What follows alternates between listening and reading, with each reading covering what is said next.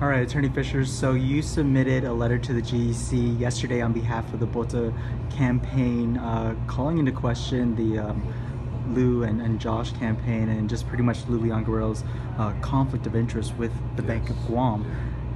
You were hoping that was to be heard tonight at the GEC meeting, but they said they have to wait and review it first and table it till the next meeting. Your response? Well, that's my understanding of what happened. It looks like some of the commissioners didn't have an opportunity to consider the letter as well as consider the conflict that candidate Leon Guerrero has. As you know, any review of the law, it's clear she cannot have an interest in the Bank of Guam, while the Bank of Guam has any investments in the Bank of Guam.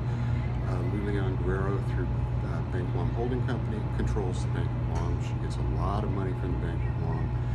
Currently on deposit with the Bank of Guam is $650 million in taxpayer money, which she has the ability to invest at great profit to herself, and there's just no way she can serve as governor of Guam and maintain those interests. Right, and then they that campaign had responded that they hadn't broken any laws and that they would follow with it.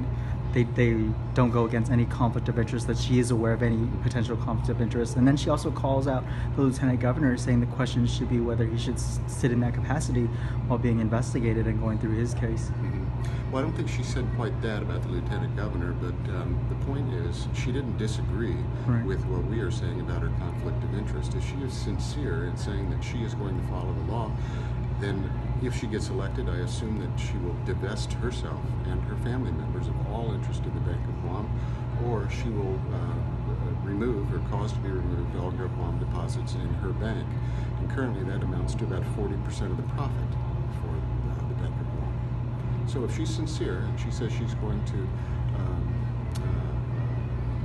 avoid the conflict and comply with the law, then she will be unloading all of her interest in the Bank of Guam, not merely putting it in a blind trust or some such vehicle as that, because the law says a financial interest.